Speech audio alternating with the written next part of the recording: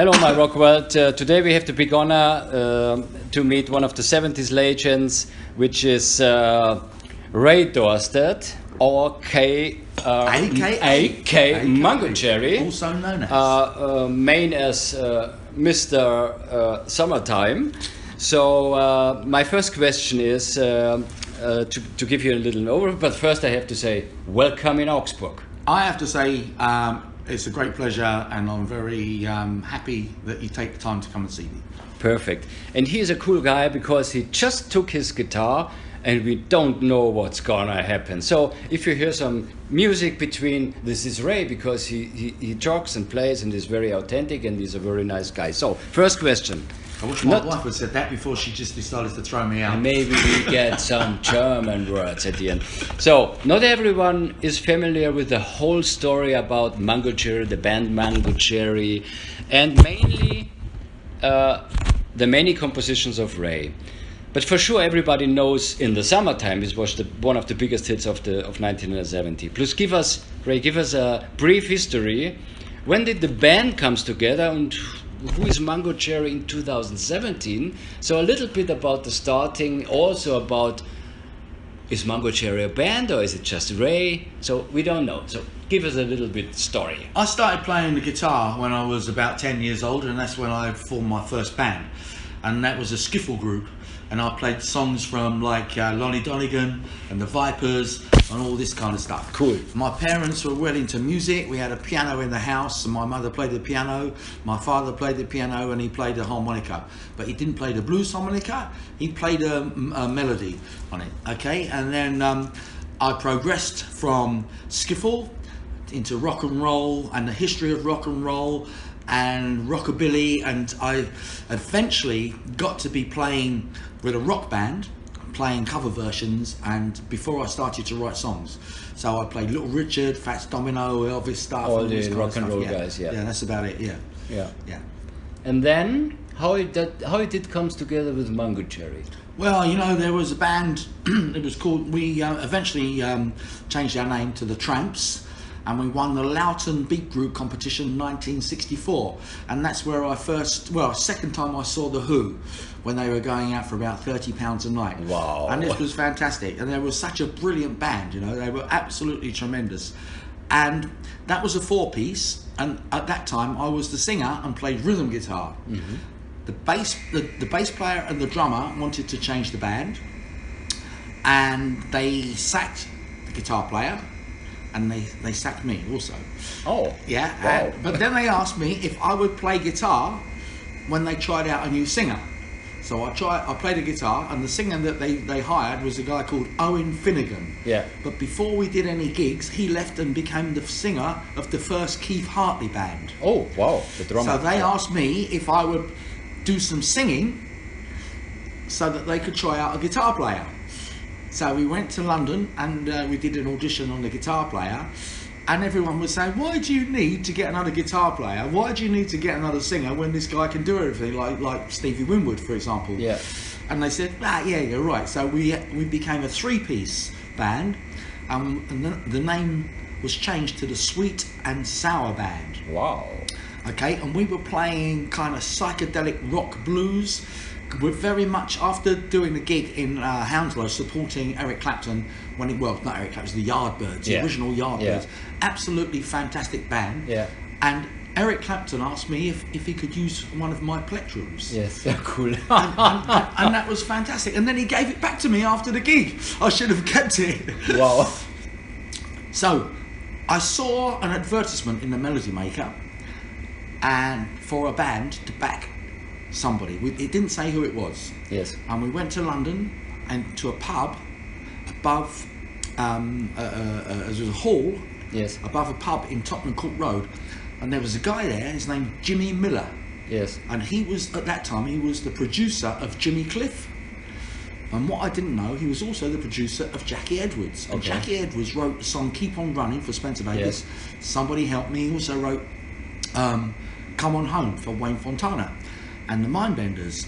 And they asked us to play, and we thought, we can't play psychedelic rock music for this guy, you know. So for a joke, we used to play like a medley of soul music. Stevie Wonder, uptight, everything is all right. Really? Knock on wood, knock on wood, you know, all this kind of stuff. And they said, oh, this is fantastic, because you've got your own PA, your 3-piece, self-contained, you've got the job to back Jackie Edwards. So this was fantastic. So we started to travel around with Jackie at the weekends, because you must remember, it wasn't my ambition to become a full-time musician. You wanted I was doing electronics. This was my hobby. Yeah. But I travelled with Jackie in his car, and when he get to gigs, we played the piano. So I learned some of his songwriting ideas, and sometimes we would have Jimmy Cliff as a support, and he'd say, "Hey man, can I come and jam with you?" Yeah. and sometimes the promoter would be a ska artist. So have you heard of Laurel Aitken? No. Laurel Aitken was the godfather of ska. And he was... Oh my God, yeah, I know the name of the godfather of ska, so for I sure. got friendly with him.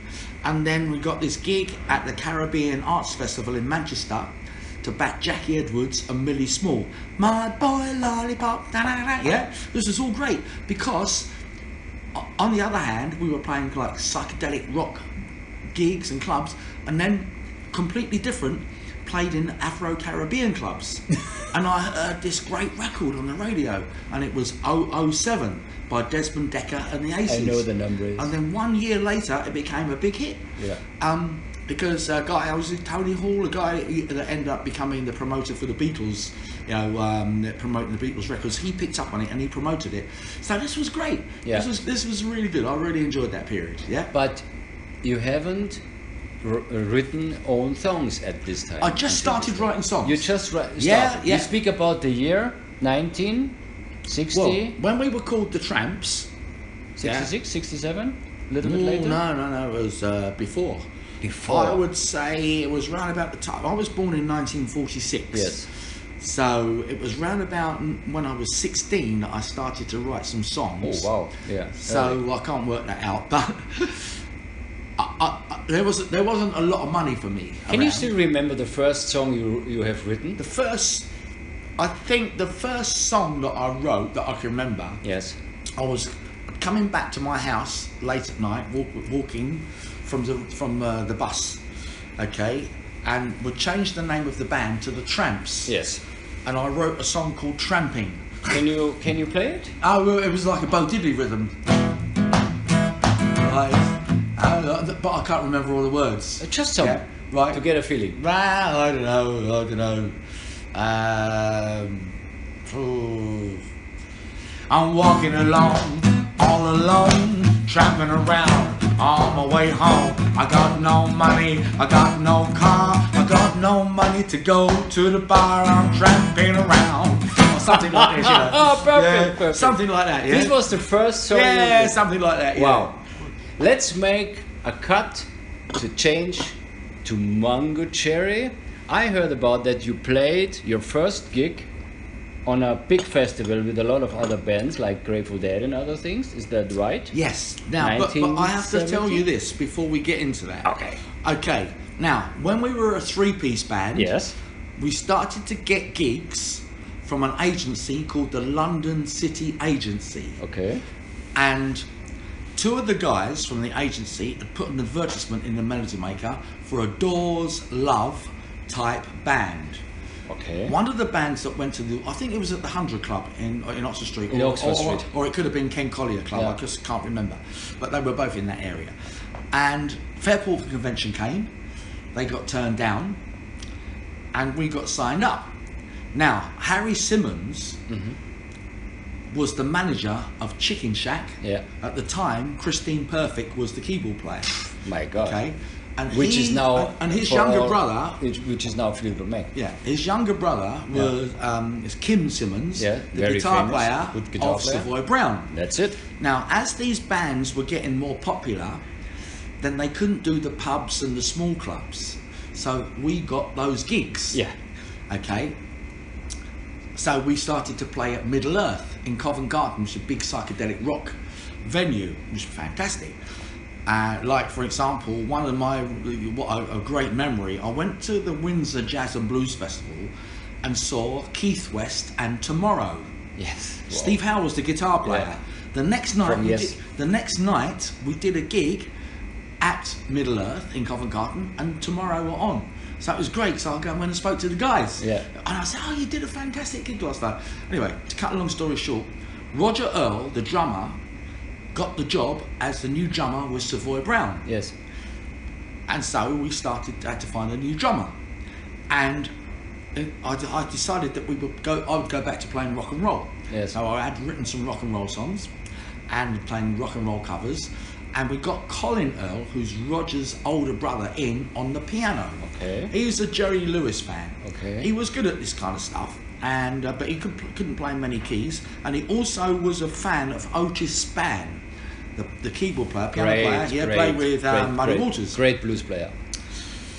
So we went out and we started to play. We went back to Middle Earth. We played some rock and roll. We made an album, and our name got changed to Memphis Leather as a rock and roll band. Mm-hmm. Then when we made this album, they decided to change our name again. We didn't change the name. This record company, budget label, to The Good Earth. The Good Earth is the name of a book by a lady called Pearl Buck. Okay. Okay. Anyway, what happened was the bass player then got offered a job with Bobby Parker. Mm-hmm. Do you know Bobby Parker? Black guy, had a hit with What's Your Step. Mm-hmm. For sure. And we had one more gig to do, Mm-hmm. which was at Oxford University Christmas Ball. Mm-hmm. And during this time, I also used to play odd gigs as a stand-in. Yes. And I worked on these gigs with my friend Joe Rush, who I met at work. Yes. And he had been a double bass player with Ken Collier Band and the Crane River Jazz Band. Mm-hmm. And he liked Leadbelly music, the same as me. And he also liked rural blues, and we got together and he played double bass, but he also liked to play the washboard. Yes. And he got some washboards sent down from Scotland. Okay. Okay. And we had a jam session playing things like this. Let me say, give you an idea. Now Jesse James was a man who killed many a man. He robbed the Glendale drain. All the folks from roundabout said yes without a doubt. It was robbed by Frank and Jesse James. So let's just give it. So we play that kind of stuff, yeah. Very good. And then I might do something like keep your hands. This is a Leadbelly song. Keep your hands up, hands up. Keep your hands up, hands up. Keep your hands up. You can hear what I say. You know she don't belong to you. Stuff like this, yeah. And we thought this is fun. We go to the gig because we were going to get £30. Now this was about 1968. Yes. Or it was either. It could have been the Christmas area, probably 1968. I think. Well, I don't think it was 67. I think it was 68. Anyway, on this gig there was Keith Hartley's new band with Miller Anderson. Yeah. You know Miller Anderson? Yeah, for sure. Great singer. Yeah. There was. Have you heard of Mick Farron? Yes. Mick Farron and the Social Deviants. By the time, they were on, and there was a jazz band on. Because we were the lowest on the bill, the students. It was fantastic because everyone was in an evening dress, lots of food, champagne, everything. If you imagine at Oxford University Christmas Ball. And we played, and I was running out of songs. So I did this song.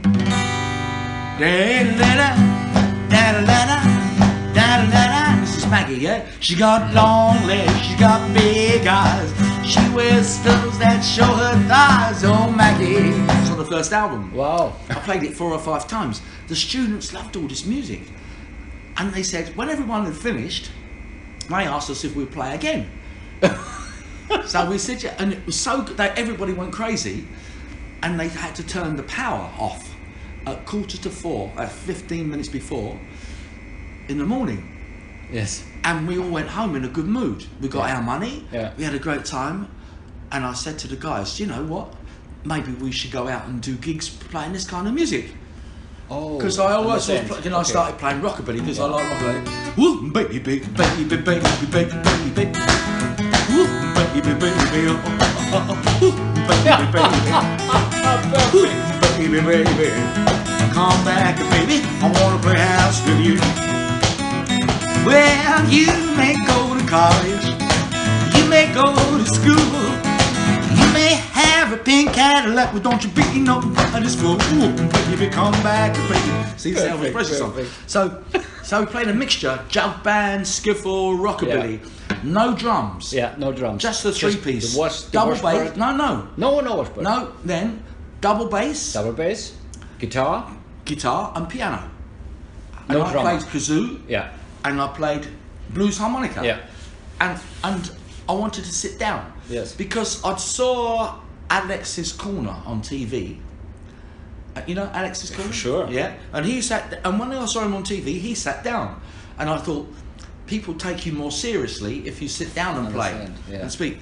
So and I automatically, because I get into the groove, stamp my foot. And I found out that's like Johnny Hooker used to do. Yeah. Anyway, to cut a long story short, we eventually, Joe Rush left the band. Yeah. And we got another double bass player in. Yeah. Mike Cole. And Paul King joined up with us. He was some kind of fan. He used to come to a gig, and he played 12-string guitar, banjo, harmonica, and kazoo. So we became a four-piece. Yes. And this guy Barry Murray, who I told you about earlier, where we'd done the audition. Yes. He'd lost contact with me, but we put I put an advertisement in the Melody Maker for jobs. Yes. So I was put jug band, blues, rockabilly music, and he recognised my telephone number, and he thought, "How's that me?" And he had one of my songs called Cold Blue Extortion, which he thought it would be good for the Herd. Yeah. You know, Peter Frampton. Yeah, Peter Frampton's Herd. Yeah. And he asked me to come into the studio and record it, and he said, "Play me some of the other songs that you've written." I said, when I went, he said, "That's a big hit." He said, "That's a big hit." Knocking. He said, I've got a job as a house producer for Pi Records, and they started a new label called Dawn. Was in the summertime in these days called already in the summertime? Yeah. So it was just a song, but you don't mention that it's. I played it on stage. You played it on stage every time. I started writing more songs to suit the kind of line. But how can you play it on stage with an acoustic guitar? I used electric guitar. You used the electric. Yeah, I used the Fender Stratocaster. I used the Fender Stratocaster, and I had two Marshall amplifiers. Yeah, I used one for the PA. Yeah, and so Colin's speaking of that, and then I had a big cabinet with one 18-inch speaker in it, one 15-inch speaker, and another cabinet with two 12s. We put them together, and we put everything through this to see. I wanted to get a sound that sounded like a loud old 78 record. Because the live gigs I saw on YouTube from you from the 70s are very, very like a rock, loud and bluesy and everything. It's totally different from the recording of in the summertime. Because in the summertime it's mainly not really a rock song. But it's not anything, because no one knows what genre it is. Because no one knows what genre it is. Maybe this is the hit for it. Maybe this is it. This is great. Nobody knows, and that's what's good. And this, when was the name then changed to Mungo Jerry? Well, I changed what? Sorry. When was the name changed to Mungo Jerry? Well, when we made the recording. When you make the recording. Because the record company and the management. So one of the recordings was in the summertime. We made 17 recordings. 17, okay. Okay, for an album. Yeah. And what the song that we wanted as the single, because it always went down well on stage, was Mighty Man.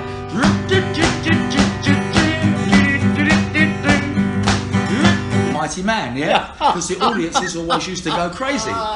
Yeah? But Barry Murray, he said, we're making a Maxi single. It was the first Maxi single in the world. I know. It ran for 16 minutes, you could get, and it was a 7-inch vinyl. Yes. And the speed of the record was 33 and 1/3 like RPM, the same as an album. Yeah.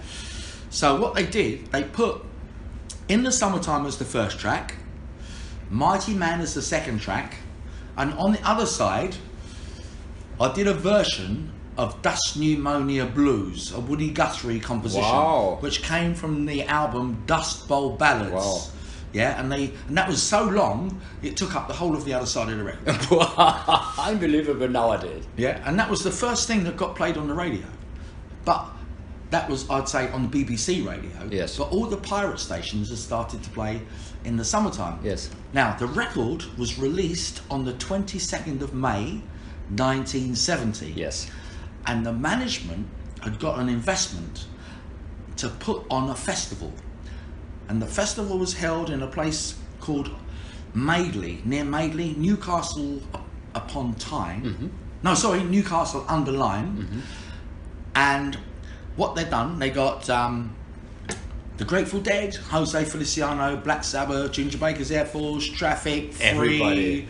yeah, Screaming Lord Such, so many good bands. Yeah, And there was a really big so what happened response. was they said you're going to play at this festival. Yeah. So the record came out on the 22nd of May.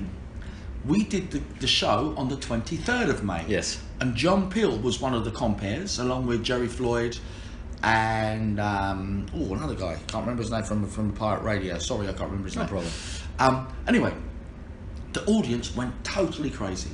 Absolutely. I mean, at that time, the festival, it was a big festival. Yes. 35,000 people. But now with Glastonbury, it's not so big. But 35,000 people is a lot of people. A lot of people in these days, Yeah, it's enough. Yeah. So, because it went down so well, Yes. they asked us to play again on the Sunday. Okay. But the problem was, we went on stage after Free. Okay. And Free were already in the charts with All Right Now. So when we walked on stage, the audience was still going, Free, Free, Free, Free. And I thought, oh no. But as soon as I started to play again, the audience forgot about Free and they went absolutely crazy. And the charts in England were always compiled on a Tuesday. Yes. But because it was a holiday on the Monday, Yes. We call it a public holiday, bank holiday, the charts were compiled on the Wednesday. And from nowhere, in the summertime, went straight into the charts at number 13. Yes. And consequently, me and the band were asked to do a TV show on the Sunday. And the show was called Disco 2. Okay. And the host was Tommy Vance, the late Tommy Vance. He became very famous for heavy rock music. Okay. And on that show, not in the studio, was Jimi Hendrix, The Who, Richie Havens, I think it was, I can't remember all the bands. Fantastic, yeah? Wow. And then, This is history. The next week was number one. Next week it was number one. And I had to go to my boss, and because I was in electronics, yeah? I was working in electronics. But on this festival, the name was already changed to Mungo Jerry. They changed the name to Mungo Jerry. Was it your idea? No. No. The band was called The Good Earth. Yes. Yeah. But the record company and management said, if you're going to do all this, the festival, you have to have a completely new name. And the record company said, you're called The Amazing Shark. Yes. Or The Incredible Shark. And none of it, we thought, that's a stupid name. We didn't like it. Incredible So Shark. they said, right, we need a name quick. We're going to pull a name out of a hat. You're going to have lots of names, and whatever comes out is the name of the band. Really? Yeah. This is the story about the name. Yeah. Wow. This is And really cool. and I didn't put the names in, and it came out Mungo Jerry. Wow. Now Mungo Jerry is the name of a cat in a book by T.S. Eliot. It's called Old Possum's Book of Practical Cats.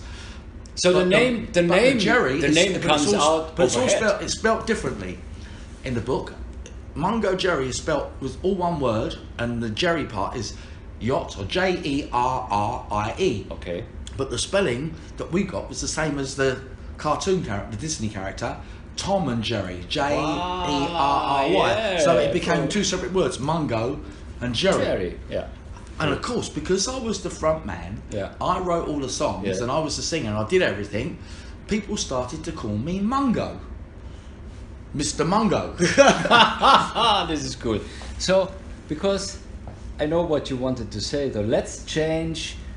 After you got the number one within the summertime, you got to get to your boss because you had still a job, not as a musician. I said to and him, what happened? You quit the job? No, I said to my... No, I didn't quit. I said to my boss, I said, is it okay to take the afternoon Free. off, because I've got to go and do Top of the Pops. This is a cool story. But after 2 weeks, everyone said we started getting festivals to do, you know. And the first, I've never left the UK before. And the first place I came to was Hamburg. Wow. To do a festival with Steppenwolf, Black Sabbath, I think it was, might have been Caravan or Steamhammer, and it was a great festival, yeah. To get a feeling about in the summertime, I read, but you can correct me, that this song alone has sold more than 20 million copies. They say in units, that's units, like Yes. compilations or everything, 40 million. 40 More million. than 40 million Can you units, imagine that? Nowadays, impossible. And this All around was- the world. This was not just the one hit. You had more, Lady Rose, Baby Jump, Rose, you know, Baby Jump, and all the others. all this So, stuff, yeah. what is your favorite Mungo Jerry song? I haven't got one. So you still play them all because you like them? No, because I'm a person Yes. that always moves on. Because I read something about you, and this is the next question. So, because in 1980s, no, let's start with 1972. You did a solo album which was called Cold Blue Exertion, Yeah. which had nothing to do with Mungo Jerry music. It was more like a jazz with violins and everything. Yeah, I had a full orchestra. But the problem with that was, I had to go away. And the record company... You had to go away from Mungo Jerry? No, I had to go away on a tour. On Yeah. a long tour. And the record company wanted to get the album out. So some of the songs on that album, they're only the guide vocal. It's not the proper vocal. Understand? Which is a great shame. I wanted to do it, I wanted to sing it again Yeah. about 10 years ago. Yeah. But the record company have lost all the multi-track. Oh my things. God. Yeah. But anyway, that's another one. But that's when I got fired from the band then. You got fired from Mungo Jerry? What happened was, yeah, because on this long tour we went to, I decided that, especially when I was in Japan, I decided that I need to have a drummer in the band. Yes. Because it's a bit hard having to do all this stamping and play rock stuff like Baby Drummer. I played all this rock stuff, and I thought, if I'm gonna move on, I'm gonna have to have a drummer in the band. Yeah. And there was arguments and stuff. But what I didn't know already was that Colin Earl and Paul King had decided to get another singer. Okay. And they found a guy called Dave Lambert. Okay. Have you heard of Dave Lambert? No. Dave Lambert, he was a great guy, good singer and songwriter. And he was on tour with us in England. And these guys had got friendly with him to take my place. So when we got back from Australia, and we went from Australia, we went to Singapore, came back from there, then I had to go to Luxembourg to do some promotion at Radio Luxembourg. Yeah. And when I came back, I got a call to come to the office. And I got called into the office, and Colin Earl and Paul King said, "You're fired. Dave Lambert's taking your place. But don't worry, when you're playing in the pub, we'll come and have a jam with you." Don't believe it. But you had you have written all songs. Yeah, Paul King. Well, Paul King, he wrote some songs as well. And he said to the producer, "Unless I get my songs on the B-side, I'm going to leave the band." Okay, my God. So at first, the management and the producer, they didn't know what to do. So they agreed with him. But that was before we went on the long tour. Yeah. So when I came back, I've been fired. And they said that, and so then they said to the guy, Colin and Paul, "Well, if you go out to do a gig as Mungo Jerry, what are you going to do when the promoter says, 'Where's Mungo?'" Because sure. that was me. Yeah. So they sacked him. So the management sacked them. Okay. And they were and then they started to help them a bit, and they went in the studio. Richard Branson had a studio. You know Richard Branson? Yeah, for he sure. had a studio Records. called The Manor in Oxford. And they went there to make an album, and they got Dave Cousins as the producer. You know Dave Cousins from the Straws? Yeah, for sure. But Dave Cousins thought Dave Lambert was so good, he said, to Dave Lambert, I want you to join my band, the Strawbs. So they made their album, but they never did any gigs. Because Dave Lambert joined the Strawbs, and then he wrote the song Part of the Union and gave the Strawbs their first hit. First single hit. So that was that, end of story. So then I became Mungo Jerry, the artist performer.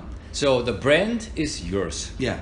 And still is. Yeah, still mine. And after all these changes and all this kind of music, let's come to a very simple question. Who is Mungo Jerry in 2017, and what is the next plan of Mungo Jerry, or let's say Ray Dorset? What is the next plan? You're doing a new record? I'm always doing stuff. So look, what is the next plan? This day, in this time, we are... Do you understand? As this is going out in English, it's not being translated, is it? No. Oh, okay. Everybody knows we English. are all being bombarded with machine-made music. That's right. Right? And it's making everybody nervous. That's right. People don't realise that this being subjected to digital music, not digitally recorded music, and machine music, it makes you on edge. Real music is the music from nature. The birds, the trees, the rain. Yeah, right. And you can relax, you can feel nice. Yeah. So, no one's going to get rich from having a hit record now unless you sell lots of merchandise and all this other stuff. You're right. And record companies, there's only 4 major record companies in the world. Yeah. Okay? And they're only interested in cash flow. Yeah. So if you sell millions and millions and millions of little bits of stuff, it all adds up into one big lot of money, like Spotify. Yeah. But it doesn't go to the writers, That's right. the artists. So you can forget about having hit records. Dramatically changed. Hit records don't interest me. Yeah, you're right. I'm only interested in the art, Yes. the groove and the vibe, and being as down to earth and as close to nature as possible. And that's why I say, put your hands up, touch the sky. Yeah. Right? You know, every morning I wake up and say, thanks God, I'm still here. Yeah. And that's what it's all about. Yeah, it's all about. And I say, good night, God bless. Try and treat everybody else the way you want to treat yourself. Be kind to children, old people and animals. Have fun in the sun. So, but when you do record, and you told me already you're doing a live record as next. I'm always doing stuff. So when you do a live record, you do it because you love the music and like. I do it for the groove and the vibe. Understand. No 2 shows that I do are exactly the same. So the set list a lot of the has changed. a lot of the songs are the same, but there's always something different in each song, and it's always developing. And how do you get the set list together? Let's say for tonight, you do it. I do it spontaneously in your head. Anything and then you write it down. No. You just say, this is the key, like Chuck Berry. Let's play it. I don't. Very often, the only time I have to write a set list is this: if it's a TV show or something, and they say, "We really want to know what you're going to play," so I get an idea. But to get an idea for the other musicians, for the other 3 musicians. No, they're all great guys. We've been together. We all see every group of people together has a collective intelligence. Okay. There's no such thing as a bad audience. Yeah. A lot of people say, "Oh, it's a bad audience." There's not a bad audience. Yeah. The only thing that is bad is the inability of the artist to communicate to the audience. That in the way, and if it doesn't work, that's my fault. Because I don't do a show. Yeah. It's not like, say, Lady Gaga or Madonna or someone. Even Bruce Springsteen, he's got a worked out show. Yeah. He does a bit. I like Bruce Springsteen. Yeah. He's got good roots. But I tried to watch a live concert. And oh no, Steve Van Zandt is going, and then they do the same thing. That I got in this position long time ago where you think, oh great, I'm going to do James Brown. I'll pretend that I've had a heart attack and lie on the floor, and the roadies come pick me up. But that's what Bruce Springsteen was doing that. Yeah. Okay. But there's nothing better than James Brown. There's a great documentary on Netflix, Mr. Dynamite. This is one of the rise of James Brown. Have you seen that? You won't believe it, but I have seen it yesterday again because I wanted to show somebody, and this is one of the great films. There's so many good documentaries so good on TV, on Netflix. I mean, also, I'm not into the music so much, but there's a great documentary about Twisted Sister. Yeah. And Twisted Sister worked to get where but they didn't give up. Yeah. And they got so far. Okay, it's a bit hard now. But then there's another band, Big Star. You know Big Star? They worked and worked and worked. Everyone was saying how great they are, but everything went wrong. Nothing happened. So how many shows do you play still in your age now with 55? What do you mean? 55. What 55? You. I'm 71. I know, but Oh!